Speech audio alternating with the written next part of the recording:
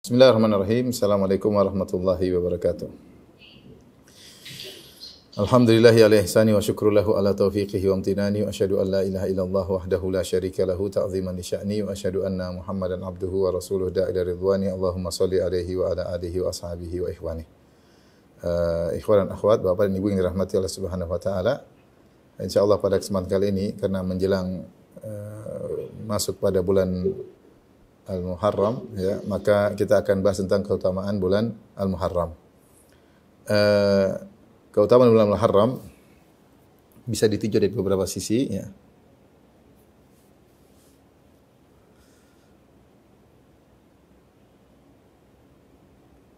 Pertama, bulan Muharram termasuk dari salah satu dari bulan-bulan haram.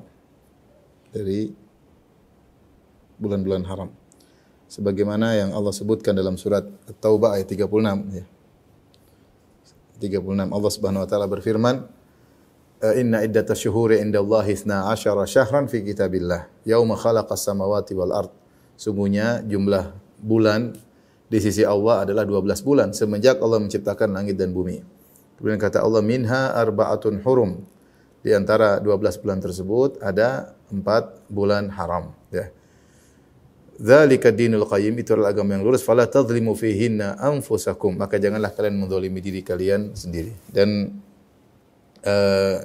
bulan haram dinamakan bulan haram, maka maknanya adalah dilarang berperang. Dan ini dilarang berperang dan ini telah diketahui sejak zaman jahiliyah. Sejak zaman jahiliyah. Ini mirip dengan kalau kita kenal dengan tanah haram. Tanah haram misalnya Mekah disebut tanah haram, Madinah disebut juga tanah haram. Dinamakan tanah haram itu tanah tersebut spesial, diharamkan hal-hal tertentu, diharamkan dilakukan di situ. Seperti tanah haram Mekah tidak boleh membunuh, tidak boleh kemudian menebang pohon yang tumbuh di situ. Kalau ada barang jatuh tidak boleh diambil sampai orangnya menemukan sendiri, kemudian tidak boleh berburu, sehingga disebut dengan tanah haram. Baik Mekah maupun di Madinah. Sehingga disebut tanah haram adalah dalam bentuk penghormatan untuk dihormati. Jadi Allah menyebutkan salah satu dari 12 bulan tersebut ada 4 bulan yang mulia, yaitu bulan-bulan haram. Adapun bulan-bulan haram tersebut, ya, bulan-bulan haram tersebut ada 4, 3 berturut-turut kata Nabi sallallahu alaihi wasallam, salasatun mutawaliyat wa rajabun mudhar. Kata Nabi sallallahu alaihi wasallam, ya, dalam hadis, salasatun mutawaliyat, kemudian wa rajabu mudhar. Baik. Kata Nabi 3 berturut-turut, 3 berturut-turut. Apa yang 3 berturut-turut? Yaitu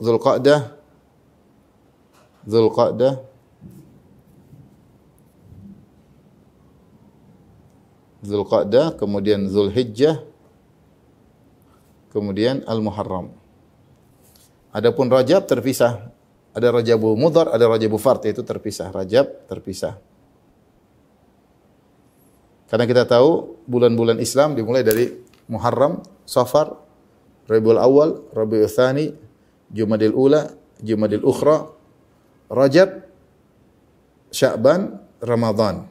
Baru kemudian Syawal, Zulqa'dah, Zulhijjah. Jadi ternyata Zulqa'dah itu bulan ke-11, Zulhijjah bulan 12, Muharram bulan pertama, ya. Muharram, Safar, Rabiul Awal, Rabiul Tsani, Jumadil Ula, Jumadil Ukhra, Rajab, ya. Rajab bulan ke-7, Rajab bulan ke-7. Baik. Zulqa'dah dinamakan dengan bulan Zulqa'dah dari kata duduk, karena orang-orang Arab dahulu mereka hobinya perang. Dan selama berbulan-bulan mereka perang, namun ada bulan-bulan mereka harus libur perang. Di antara bulan-bulan harus libur perang itu adalah bulan-bulan haram, tidak boleh perang. Maka disebut bulan Zulqa'dah, yaitu mereka berhenti dari peperangan. Kemudian Zulhijjah mereka tidak perang karena waktunya hajian. Kemudian Muharram ini tidak boleh perang. Ketika Safar mulai mereka pergi, disebut Safar karena tempat menjadi kosong, mereka pada pergi untuk mulai berperang melawan kabilah-kabilah yang mereka musuhi. Mereka perang Safar, kemudian Rabiul Awal, Rabiul Tsani, kemudian Jumadil Ula, Jumadil Ukhra, Rajab mereka harus berhenti lagi. Rajab mereka harus berhenti lagi, ya. kemudian Sya'ban, baru kemudian Ramadan, ya. Nanti mereka perang lagi, kemudian libur lagi pada bulan Dzulqa'dah, tidak boleh perang lagi. Baik. Di sinilah Nabi menamakan Rajabu Mudhar. Rajabu Mudhar. Mudhar ini adalah nama kabilah Mudhar, ya. Kenapa Rasulullah SAW menisbahkan Rajab dengan Mudhar, Rajab Mudhar? Karena Mudhar ini adalah kabilah yang tidak merubah-rubah bulan Rajab. Kabilah yang tidak merubah-rubah bulan Rajab. Jadi Allah menyebutkan dalam surat At-Taubah, innaman nasi'u ziyadatun fil kufri yudhallu bihi alladhina kafaru yuhillunahu 'aman wa yuharrimunahu 'aman liwatu 'iddata ma harramallah. Zuilam su'amalim. Jadi orang-orang kafir dahulu mereka tuh hobi perang. Kalau mereka ingin perang, kemudian bulan Rajabnya mereka mundurin atau mereka majuin. Nanti jangan Rajab jangan bulan 7, mundur ke bulan ke-8. Jadi mereka suka rubah-rubah. Di antara kabilah yang tetap bertahan tidak merubah-rubah bulan Rajab pada posisinya, yaitu pada bulan ke-7 yang terletak antara bainal Jumada wa Sya'ban, Jumadal Ula, Jumadal Ukhra, Rajab dan Sya'ban. Jadi yang tidak merubah-rubah posisi bulan Rajab pada bulan ke-7 adalah kabilah Mudhar. Dari situlah disebutkan oleh sebagian ulama kenapa Nabi menisbahkan bulan Rajab kepada Mudhar, karena mereka kabilah yang tidak merubah-rubah bulan. Adapun kabilah Arab yang lain, kalau mereka ingin perang, mereka bilang, udah Rajabnya kita mundurin, sekarang perang aja. Rajabnya kita mundurin, sehingga mereka sering berubah-ubah sesuai dengan kesenangan mereka. Yuhillunahu aman wa yuharrimunahu aman. Terkadang satu tahun mereka halalkan, terkadang satu tahun mereka jadikan bulan haram. Dan itu terus terjadi seperti itu. Sampai satu hari, ya, ketika Nabi SAW berhaji pada tahun 10 Hijriyah, maka Nabi di Mina Yaumun Nahar, maka Nabi berkhutbah. Nabi berkhutbah, di antaranya Nabi berkata, "Inna zamana qad istadara ka hayatihi yauma khalaqas samawati wal ard." Sungguhnya zaman telah kembali lagi sebagaimana kondisinya awal sejak Allah menciptakan langit dan bumi. Artinya orang-orang Quraisy kan kabilah-kabilah suka rubah-rubah nih. Kadang Rajab dipindahin, kadang ini dipindahin, sehingga berubah-ubah tiap tahun. Nah, pada tahun 10 Hijriyah, semua kembali normal. Rajab pada bulan ke-7, Dzulqa'dah pada bulan ke-11, Dzulhijjah pada bulan ke-12, kembali normal sebagaimana ketika Allah ciptakan pertama kali. Maka Nabi berkata, "Inna zamana qad istadara ka hayatihi." Zaman telah bergulir, sekarang kembali lagi kepada kondisinya awal. Yauma khalaqas samawati wal ard, ketika Allah menciptakan langit dan bumi. Kemudian Rasulullah berkata, "As-sanatu 12 syahran."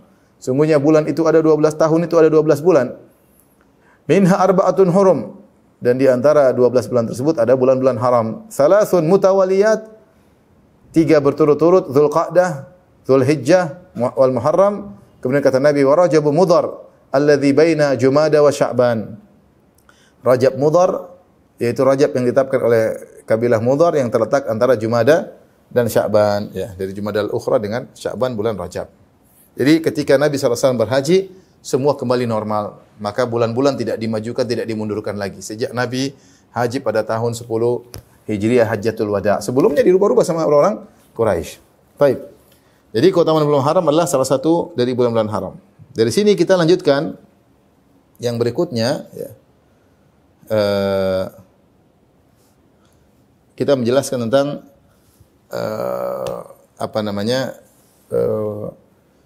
nama bulan Muharram, bulan haram. Bulan haram Allah mengatakan secara khusus, "Fala tadhlimu fihinna anfusakum." Janganlah kalian menzalimi diri kalian pada bulan-bulan tersebut. Jadi dilarang secara khusus untuk bermaksiat. Untuk bermaksiat pada bulan-bulan tersebut.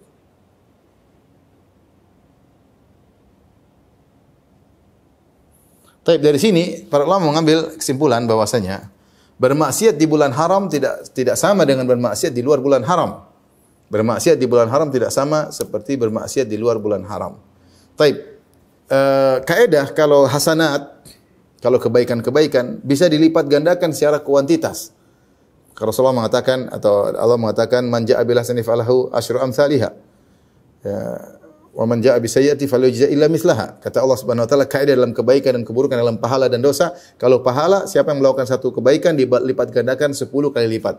Adapun dosa tidak dilipat gandakan, tidak dilipat gandakan kuantitasnya. Dan kebaikan, sebagian dalam hadis Rasulullah SAW sebutkan kebaikan bisa dilipat gandakan 10 kali lipat, ini minimal, dilipat gandakan 10 lipat. Kemudian ila sab'ami'ati dha'fin, bahkan bisa dilipat gandakan menjadi 700 kali lipat. Ila adhafin katsira, bahkan lebih dari 700. Bahkan lebih dari 700, bahkan sebagian pahala dilipat gandakan tanpa hisab. Jadi kalau kebaikan dilipat gandakan, adapun keburukan tidak dilipat gandakan. Ya, makanya kalau ada yang mengatakan siapa yang berbuat dosa di bulan haram dosanya dilipat gandakan, maka salah. Dijelaskan oleh Syekh Muhammad Al-Amin Syinqiti rahimahullah bahwasanya tidak boleh kita mengatakan bahwasanya dosa dilipat gandakan secara kuantitas. Namun kata para ulama, maksudnya ini adalah dosa dibesarkan secara kualitas, bukan kuantitas. Bukan kuantitas. Karena secara kuantitas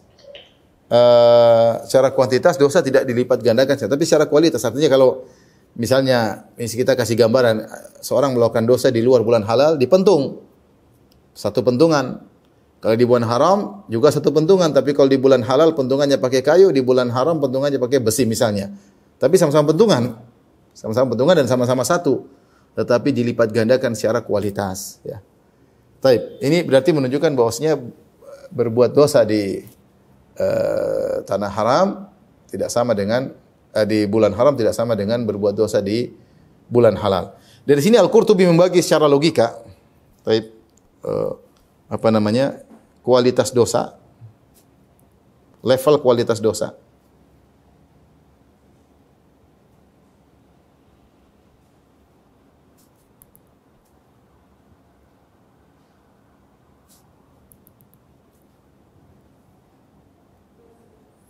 Al-Qurtubi mengatakan, yang pertama adalah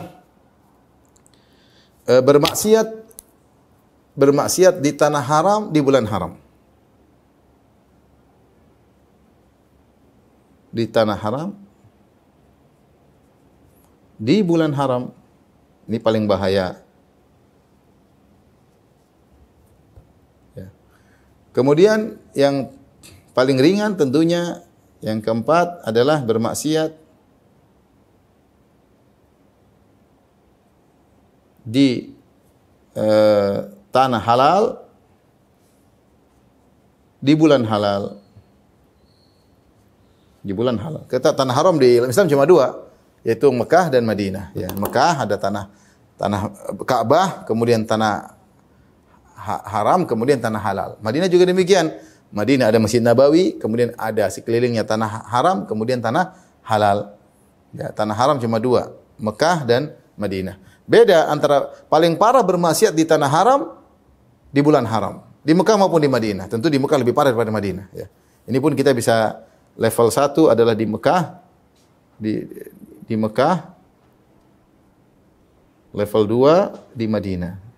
Di Mekah lebih parah karena ada ayat khusus mengatakan dalam surat Al-Hajj, "Wa man yurid fihi bi ilhadin bi dzulmin nudzikhu min adzabin alim." Siapa yang ingin berbuat kezaliman di tanah haram di Mekah, kami akan buat dia merasakan azab yang pedih. Yang paling ringan adalah berbuat maksiat di tanah halal di bulan halal. Di antara keduanya, ini yang ketiga dan keempat, kedua maupun ketiga, yaitu bermaksiat di tanah haram di bulan halal. Bulan halal maksudnya 8 bulan yang lainnya ya. Ya. Taib, kemudian bermaksiat, yang ketiga bermaksiat di tanah halal di bulan haram. Ini maksudnya adalah terkait dengan maksiat yang dilakukan di bulan haram. Ini secara kualitas dan bukan secara kuantitas. Nah, tambahkan lagi keutamaan bulan Muharram, bagian yang ketiga ya. Yang ketiga,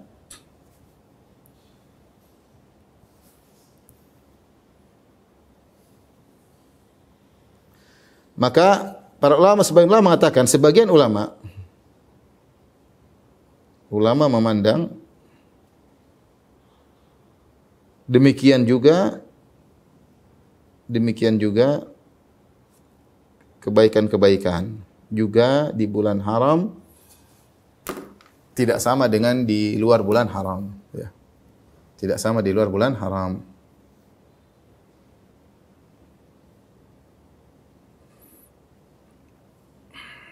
Meskipun tidak ada dalil secara istimewa, secara khusus. Kalau yang ada dalilnya adalah maksiat. Karena Allah berfirman, "Fala tazlimu fihinna anfusakum." Janganlah kalian bermaksiat di bulan-bulan haram. Nah, tapi adapun sehingga para ulama ambil kesimpulan bahwasanya bermaksiat di bulan haram dosanya ditingkatkan kualitasnya, bukan kuantitasnya. Bagaimana dengan kebaikan?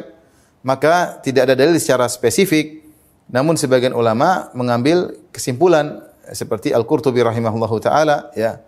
Maka beliau mengambil kesimpulan bahwasanya demikian juga ya berbuat kebaikan di bulan haram. Beliau berkata, ya, laisa thawabahu thawaba man ata'a fi syahril halal fil baladil haram, tidak sama.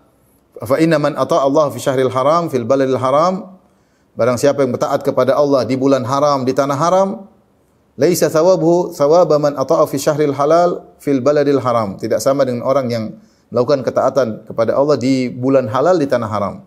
Wa man ata'u fi syahril halal fil baladil haram, siapa yang melakukan ketaatan di bulan halal di tanah haram, laisa thawabahu thawaba man ata'u fi syahri halalin fi baladin halal, tidak sama dengan orang yang melakukan ketaatan di bulan halal dan di tanah halal. Dari sini, dari kitab Tafsir Al-Qurtubi, Al-Jami' Al-Ahkamil Quran, jilid 8 halaman 134, beliau berpendapat bahwasanya demikian juga beramal saleh di bulan haram tidak sama seperti di bulan halal. Ya, tentunya ada keistimewaan, contohnya seperti Ramadan, meskipun dia termasuk bulan halal tapi memiliki keistimewaan sendiri. Tapi secara umum bahwasanya sebagaimana maksiat ditingkatkan kualitasnya di bulan haram, maka ketaatan bisa dilipat gandakan pahalanya ketika di bulan haram, dikerjakan di bulan haram. Maka ini secara umum membuat kita semangat untuk bisa melakukan ibadah di bulan-bulan haram, dan ini adalah pendalilan yang logis, al-qiyasul aksi, sebagaimana kemaksiatan ditingkatkan kualitasnya, maka seharusnya sebaliknya juga kebaikan di bulan tersebut juga dilipat gandakan pahalanya. Wallahu taala alam bisawab. Tapi ini 3 keutamaan. Kemudian kita masuk pada keutamaan yang lebih spesifik tentang puasa di bulan Muharram. Puasa di bulan Muharram. Ini sudah ya?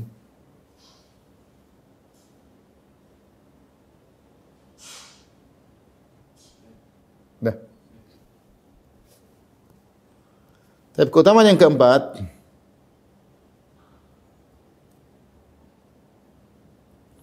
yaitu berpuasa sunnah di bulan Muharram.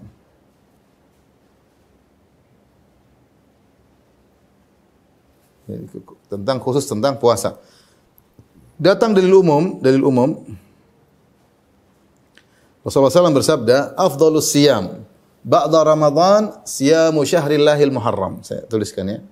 Kata Nabi sallallahu alaihi wasallam, afdhalus siyam ba'da Ramadan siyami syahrillahi al-Muharram. Sebaik-baik puasa setelah Ramadan adalah puasa di bulan Allah, yaitu Muharram.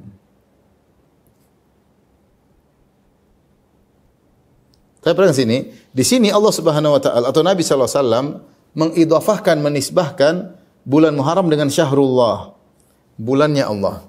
Tentunya ketika bulan Muharram dinisbahkan kepada bulan Allah, maka ini menunjukkan lebih istimewa daripada bulan-bulan haram yang lainnya. Makanya sebagian ulama mengatakan, disebutkan oleh Ibnu Rajab Al-Hambali, sebagian ulama memandang bahwasanya bulan haram terbaik di antara 4 bulan tersebut adalah bulan Al-Muharram. Kenapa? Di antaranya karena Allah menisbahkan, mengidhafakan, menyandarkan bulan tersebut kepada Allah. Nabi mengatakan syahrullah. Karena Nabi menisbahkan, menyandarkan bulan Muharram kepada Allah dengan mengatakan syahrullah, bulannya Allah. Sama seperti dikatakan ontanya Nabi Saleh, naqatullah, ontanya Allah.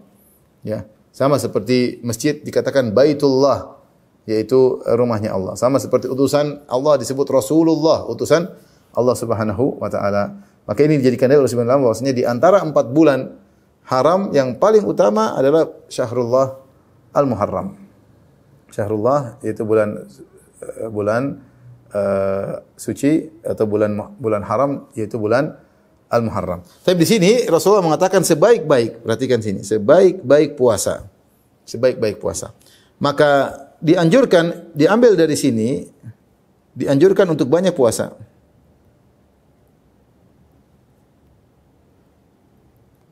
Banyak puasa pada bulan Muharram. Bahkan Nabi mengatakan adalah puasa yang terbaik. Khilaf di kalangan para ulama. Khilaf. Bolehkah puasa sebulan penuh? Bolehkah puasa sebulan penuh di bulan Muharram? Maka sebenarnya mengatakan bukan maksudnya berpuasa sebulan penuh. Zahir hadis, ya, Rasulullah mengatakan sebaik-baik puasa setelah Ramadan adalah puasa di bulan Muharram. Tapi Ramadan kan kita puasa sepenuhnya. Nabi mengatakan sebaik-baik puasa di bulan setelah Ramadan adalah puasa Muharram. Sebagaimana kita berpuasa Ramadan sepenuhnya, maka hendaknya kita puasa Muharram juga sepenuhnya. Ini zahir hadis, namun sebenarnya mengatakan zahir ini bertentangan dengan suatu riwayat dari Aisyah. Aisyah mengatakan Nabi tidak pernah berpuasa sebulan penuh kecuali Ramadan, dan Nabi paling banyak berpuasa adalah di bulan Sya'ban. Nabi berpuasa paling banyak di bulan Sya'ban. Tapi sebenarnya mengatakan boleh puasa sebulan penuh berdasarkan zahir hadis. Mereka mengatakan mungkin Aisyah menyampaikan yang dia tahu. Bisa jadi Nabi menyampaikan ini kemudian Nabi keburu meninggal. Ya, belum sempat Nabi laksanakan puasa sebulan penuh, Nabi sudah meninggal. Tapi Nabi sudah menyampaikan secara lafal boleh berpuasa sebulan penuh. Selagi ada yang mengatakan bukankah Nabi disebut oleh Aisyah paling banyak puasa setelah Ramadan adalah puasa Sya'ban. Berarti puasa Sya'ban lebih afdal daripada puasa Muharram. Maka dibantah lagi sebagian ulama yang dimaksud dengan puasa Sya'ban lebih baik daripada Muharram maksudnya adalah puasa yang muqayyad, yaitu puasa yang mengiringi Ramadan, sebagaimana 6 hari di bulan Syawal juga mulia karena melanjutkan Ramadan. Jadi ini Sya'ban puasa pembuka untuk Ramadan dan puasa penutup untuk Ramadan, atau ba'diyahnya gampangannya. Ini qobliyahnya adalah puasa Sya'ban, ba'diyahnya puasa 6 hari bulan Syawal. Ini puasa terbaik yang terkait dengan Ramadan. Tapi kalau puasa selain itu yang tidak terkait dengan Ramadan, maka yang terbaik adalah bulan Muharram. Bulan Muharram. Maka seorang dianjurkan untuk banyak berpuasa di bulan Muharram kapan saja silakan dia berpuasa berdasarkan keumuman hadis ini. Kemudian datang yang lebih spesifik adalah khusus tanggal 10, khusus hari Asyura.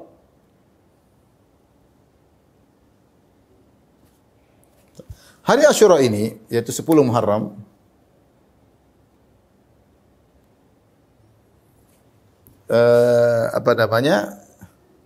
istimewanya adalah Yahudi puasa pada hari tersebut. Karena Nabi Musa alaihissalam diselamatkan oleh Allah dari kejaran Fir'aun pada tanggal 10 Muharram. Kemudian Quraisy juga berpuasa. Quraisy juga puasa. Saya bacakan dalam hadis Aisyah radhiyallahu anha.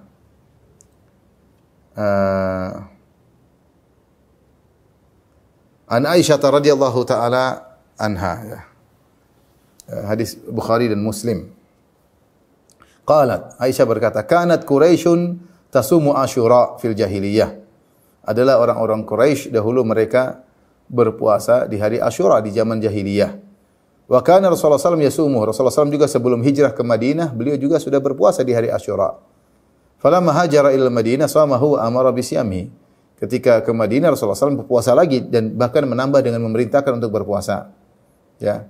Falamma furida syahrul Ramadan, tatkala diwajibkan bulan Ramadan, puasa Ramadan, Rasulullah berkata, man syaa'a shamahu wa man syaa'a taraka. Siapa yang mau puasa silakan pada tanggal 10 Muharram, yang tidak ingin puasa juga tidak jadi masalah. Taib.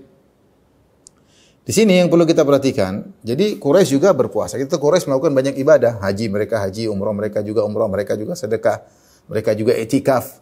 Di antara ibadah mereka adalah puasa pada tanggal 10 Muharram. Kemudian disebutkan juga riwayat Quraisy ganti kiswah Ka'bah atau pasang kiswah Ka'bah. Mereka ganti pada tanggal 10 Muharram, pada hari Asyura. Ini istimewanya ya. Dan Nabi juga puasa. Nabi juga puasa sallallahu alaihi wasallam sebelum hijrah. Sebelum hijrah. Jadi ini puasa Muharram bukan puasa yang baru. Taib. Adapun tingkatan puasa Muharram ya, atau sejarah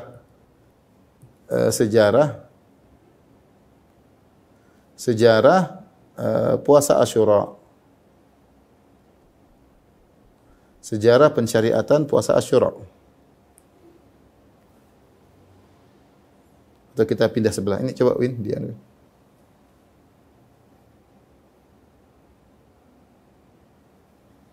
Ya. Kita pindah di halaman berikutnya tentang puasa Asyura.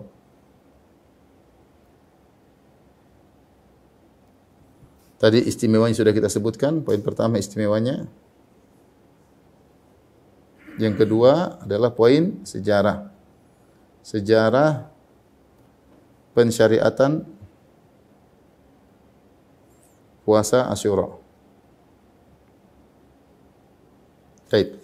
Tingkatan yang pertama Nabi sallallahu alaihi wasallam puasa Asyura sejak di Mekah. Sejak di Mekah.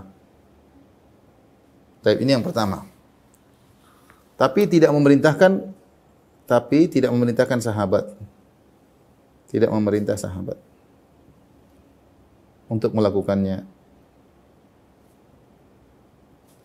Yang kedua, beranjak yang kedua. Yang kedua, ketika Nabi hijrah,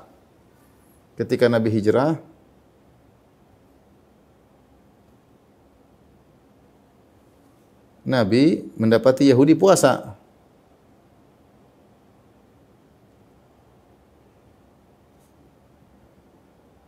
Maka Nabi perintah sahabat juga puasa.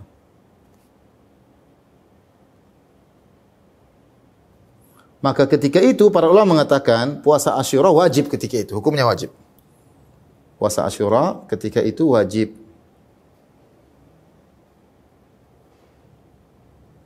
Wajib hukumnya. Baik.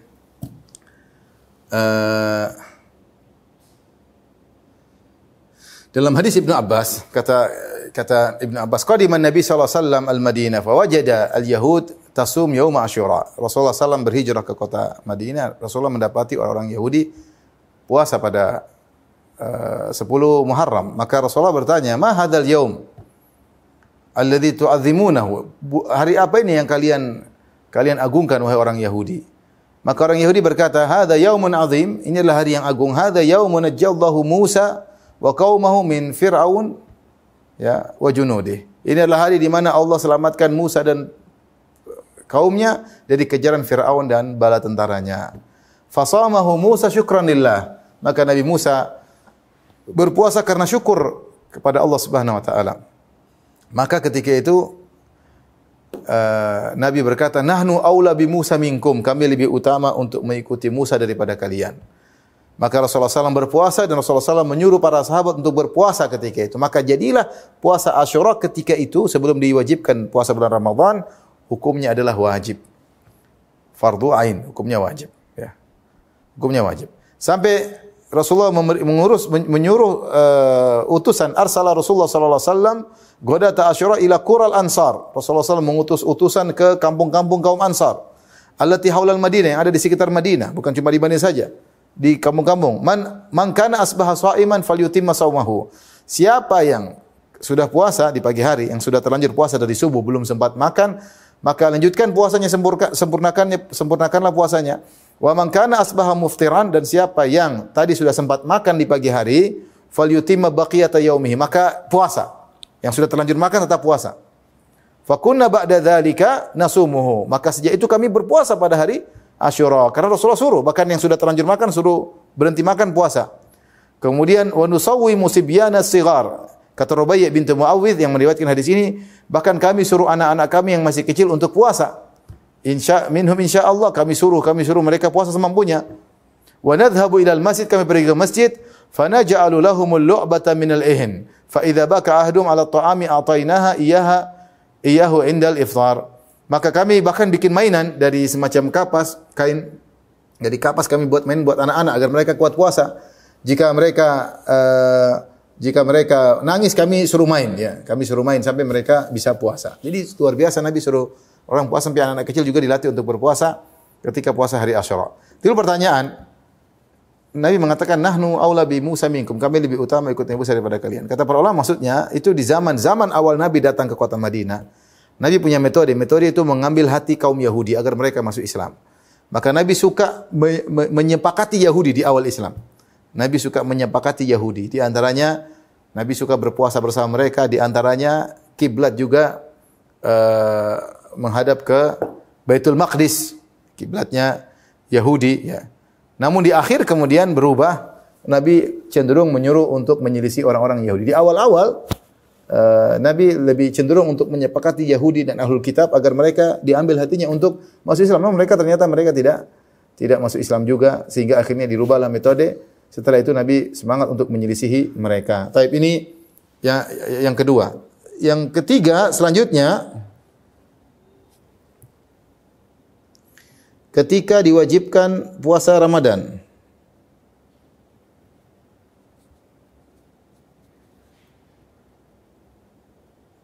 maka jadilah puasa Asyura sunnah, tidak wajib lagi. Puasa boleh, enggak puasa juga tidak mengapa. Jadilah puasa menjadi sunnah. Ini tingkatan ketiga. Taib. Ini sejarah pensyariatan puasa Asyura. Adapun tingkatan puasa Asyura yang terakhir adalah tingkatan puasa Asyura yang ketiga. Level-level tingkatan puasa Asyura. Puasa yang terbaik adalah tanggal 9, tanggal 10, ya. Karena Rasulullah SAW mengatakan wasiyamu Asyura ahtasibu Allah an yukaffira sanata allati qablahu. Puasa Asyura aku berharap akan Allah menghapuskan dosa-dosa tahun sebelumnya. Kemudian awalnya Rasulullah SAW hanya puasa 1 hari saja. Kemudian ketika Rasulullah SAW akan meninggal dunia, Rasulullah mengatakan la in ishtu ila qabil la asumanna at-tasi'. Jika aku mampu untuk aku hidup sampai tahun depan, aku ingin puasa juga tanggal 9. Ya, karena datang dalam riwayat sahabat mengatakan, "Ya Rasulullah, Yahudi Nasrani juga puasa Asyura." Maka Rasulullah ingin menyelisih mereka, maka Rasulullah SAW menyuruh untuk puasa tanggal 9. Maka puasa yang terbaik, tingkatan terbaik yang pertama adalah puasa tanggal 9 dan 10. 9 namanya Tasu'a, 10 namanya Asyura. Puasa Tasu'a sama puasa Asyura yang terbaik. Kemudian tingkatan yang kedua adalah puasa Asyura aja. Taib, ini cuma 2 tingkatan. Adapun tingkatan yang disebut oleh sebagian ulama seperti Ibnu Qayyim rahimahullah taala, bahwasanya puasa yang terbaik 3 hari. Sehari sebelumnya, ya tanggal 9, kemudian tanggal 10 dan sehari sesudahnya. Maka datang hadis yang hadisnya dhaif. Secara sanad hadisnya dhaif. Namun tidak mengapa kita melakukan puasa 3 hari. Tidak mengapa kita puasa 3 hari. Dari 2 tinjauan. Tinjauan pertama, karena memang bulan Muharram dianjurkan untuk puasa sebanyak-banyaknya. Saya ulangi, karena bulan Muharram dianjurkan untuk puasa sebanyak-banyaknya. Tinjauan pertama. Tinjauan kedua, sebagaimana fatwa Imam Ahmad. Imam Ahmad mengatakan kalau kamu ragu masuknya awal bulan, puasanya 3 hari. Maksud puasa 3 hari untuk memastikan bahwasanya kamu pasti mendapatkan puasa 9 dan 10. Ya. Tujuannya tetap puasa 9 dan 10, tapi kalau kita ragu ini sudah masuk bulan atau belum, ya bisa jadi masuk belum, karena terkadang melihat ru'yah hilal bulan Muharram tidak seperti ketika melihat hilal bulan Ramadan atau bulan haji. Karena bulan Ramadan ada puasa Ramadan, bulan haji ada pelaksanaan ibadah haji. Tapi Muharram terkadang kurang perhatian sehingga tidak ada perhatian, misalnya sidang isbat mungkin kurang diperhatikan. Oleh karenanya tidak mengapa kata Imam Ahmad seorang untuk berpuasa 3 hari dengan tujuan ini untuk memastikan bahwasanya dia telah berpuasa pada tanggal 9 tanggal 10. Kalau dia puasa 3 hari berturut-turut, mau tanggal 10-nya, misalnya dia puasa tanggal 1, 2, 3 Agustus misalnya. Bisa jadi tanggal 10-nya adalah tanggal 3 Agustus, bisa jadi tanggal 2 Agustus. Tapi kalau dia puasa 1, 2, 3, dipastikan dia akan puasa 9 dan 10. Entah 9-nya tanggal 1, 10-nya tanggal 2, atau 9-nya tanggal 2, 10-nya tanggal 3. Jadi tidak mengapa dia puasa sebelum dan sesudahnya agar dia pastikan dia telah berpuasa tanggal 9, tanggal 10. Itu tinjauan kenapa tetap dianjurkan berpuasa 3 hari. Yang pertama tadi kita katakan karena memang puasa bulan Muharram dianjurkan secara menyeluruh atau sebanyak-banyaknya. Yang kedua agar kita pastikan kita puasa di tanggal 9 dan tanggal 10. Ini terkait dengan puasa hari Asyura. Datang dalam satu hadis ya, tentang keutamaan puasa di hari terakhir bulan Dzulhijjah dan di hari pertama hari Asyura, hadis palsu. Hadis palsu ya. Di sebagian disebutkan oleh Ibnu Jauzi dalam kitab Al-Mawdu'at ya. Nabi berkata, "Man shama akhir yaumin Dzulhijjah wa awwal yaumin minal Muharram faqad khatama as-sanata al-madiyah wa aftataha as-sanata al-mustaqbilah bi shaumin ja'alallahu lahu kaffarata 50 sanah." Dalam hadis Rasulullah berkata, siapa yang berpuasa di akhir bulan Dzulhijjah yaitu akhir tahun, kemudian dia berpuasa di hari pertama bulan Muharram yaitu awal tahun, maka dia telah menutup tahun dengan puasa dan dia membuka tahun dengan puasa, maka ini akan menjadi kafarah dosa 50 tahun.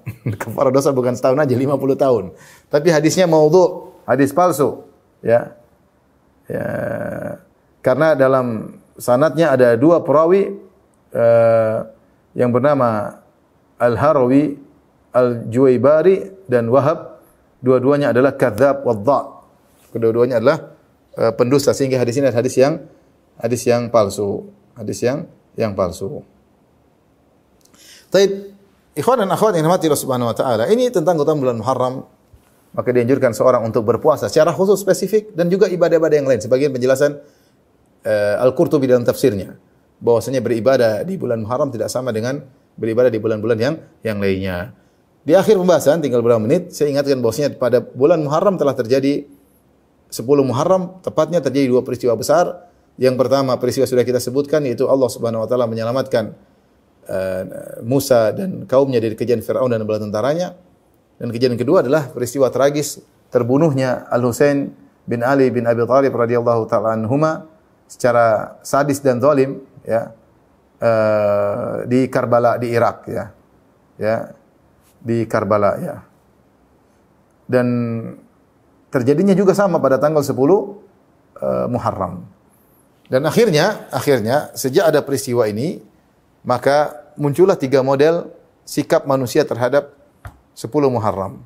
Yang model pertama adalah sikapnya orang-orang Syiah, yang mereka pada tanggal 10 Muharram mereka kemudian melukai tubuh mereka, mereka memukul-mukul tubuh mereka, mereka kemudian terkadang mereka sambil puasa. Kata mereka untuk belasungkawa terhadap Al-Husain. Mereka ingin merasakan bagaimana Husain kehausan ketika itu. Sambil terluka, sambil tidak minum, tidak makan, bagaimana rasanya Husain. Mereka ingin merasakan kepedihan pada hari tersebut, sehingga mereka mukul-mukul diri mereka pakai besi, pakai pedang, sehingga berdarah-darah. Tentunya ini adalah bid'ah yang dilakukan orang Syiah dan masih terus laris sampai sekarang dilakukan orang Syiah. Dan ini menyelisih sunnah Nabi SAW, karena sunnah hanyalah puasa. Hanyalah puasa. Dia tidak mukul-mukul seperti itu. Dan kita tahu bahwasanya Rasulullah melarang ketika seorang berduka kemudian mukul-mukul dirinya. Kata Nabi SAW, "Laisa minna man darabal khududa wa syaqqal juyuba wa da'ada bid'awal jahiliyah." Bukan dari golongan kami ketika seorang terkena musibah lantas dia merobek-robek bajunya, dia menampar-nampar pipinya dan dia menyuruh dengan seruan jahiliyah. Ya, maka ini adalah bentuk tidak menerima ketetapan Allah Subhanahu wa taala ya. Sehingga mereka bikin hari perayaan yaitu hari Asyura. Kalau kita mau katakan, kalau wahai orang-orang Syiah, kalau kalian ingin komitmen Tentu bukan Husain aja yang harus kalian rayakan. Hasan meninggal dengan diracun. Harusnya kalian juga merayakan hari kematian Hasan. Kalau memang kalian cinta kepada Hasan bin Ali, dengan sedikit-sedikit makan racun biar tahu bagaimana orang yang keracunan ya. Kemudian juga bukankah bapak mereka Ali bin Abi Thalib juga terbunuh dengan tragis oleh Abdurrahman bin Muljam dengan ditikam di kepalanya ya sebelum salat subuh. Maka harusnya kalian juga merayakan kematian Ali bin Abi Thalib radhiyallahu anhu. Dan bukankah Umar bin Khattab ya juga terbunuh, tentu mereka mengkafirkan Umar bin Khattab dan mereka merayakan hari kematian Umar dengan senang-senang, tapi bukan ikut sedih, tapi mereka senang dengan kematian Umar bin Khattab radhiyallahu taala anhu. Intinya ini adalah cara yang tidak benar dan menunjukkan bentuk protes kepada keputusan Allah Subhanahu wa taala. Kita tidak boleh mengikuti cara-cara orang Syiah tersebut. Taib. Kelompok yang kedua disebut dengan adalah kelompok An-Nawasib. Nawasib adalah orang-orang yang membenci Ahlul Bait, membenci Ahlul Bait. Maka mereka pada tanggal 10 Muharram mereka bersenang-senang, mereka yuwassi'un, yaitu mereka bikin makanan, mereka seperti perayaan ya. Tentu berlawan harusnya sunnah. Harusnya sunnahnya adalah puasa. Mereka justru bersenang-senang ya. Dan ini muncul bid'ah di tanah air kita, yaitu dengan mengkhususkan tanggal 10 Muharram untuk hari anak yatim. Ini saya tidak tahu dalilnya ya. Ini maksudnya bagaimana ya? Apakah terikut dengan orang-orang Syiah karena banyak yang dibunuh ketika itu sampai mungkin ada yang yatim dari Ahlul Bait, atau maksudnya apa? Atau terpengaruh dengan orang untuk merayakan senang-senang pada hari tersebut. Yang benar kita berbuat baik kepada anak yatim kapan saja, tidak harus menunggu tanggal 10 Muharram karena tidak ada sunnahnya khusus tanggal 10 Muharram. Dan yang benar adalah Ahlussunnah wal Jamaah, yaitu pada tanggal 10 Muharram puasa. 10 Muharram puasa. Tidak melukai diri dan juga tidak bersenang-senang, tapi puasa sebagai bentuk syukur kepada Allah karena Allah menyelamatkan kaum mukminin di zaman Nabi Musa alaihissalam. Maka Nabi Musa berpuasa, bersyukur, maka diikuti oleh Nabi Muhammad sallallahu alaihi wasallam. Baik, demikian para ikhwan dan akhwat yang rahmati Allah Subhanahu wa taala, kajian tentang keutamaan bulan Muharram. Semoga Allah memudahkan kita semua untuk banyak beribadah di bulan Muharram, terutama puasa-puasa sunnah, dan terutama adalah puasa Asyura. Siapa yang puasa Asyura satu hari saja telah diampuni dosa-dosanya selama setahun lalu. Dan lebih sempurna dia puasa lagi tanggal 9, tanggal 10 untuk menyisi kaum Ahlul Kitab. Dan tidak mengapa dia puasa tanggal 9, 10, dan 11 untuk memastikan bahwasanya dia puasa 2 hari 9 dan 10 agar memastikan dia mendapatkan pahala tersebut. Dan memang dianjurkan untuk banyak berpuasa di bulan Muharram. Allah Ta'ala alam bisawab. Baik, demikian saja apa yang saya sampaikan. Kalau saya mohon maaf. Wabillahi taufik. Assalamualaikum warahmatullahi wabarakatuh.